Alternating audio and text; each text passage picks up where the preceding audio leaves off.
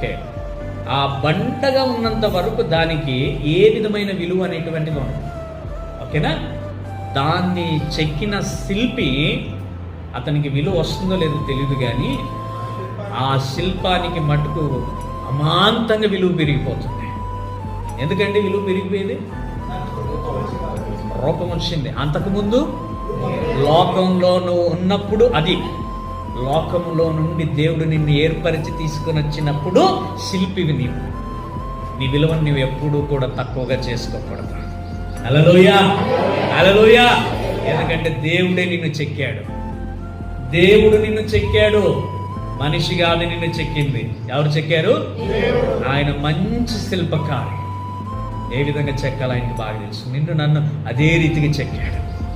మరి అంతగా ఆయన ప్రయాసపడి చెక్కిన ఈ శిల్పము సులువుగా పాపంలో పడితే అర్థం ఉందా?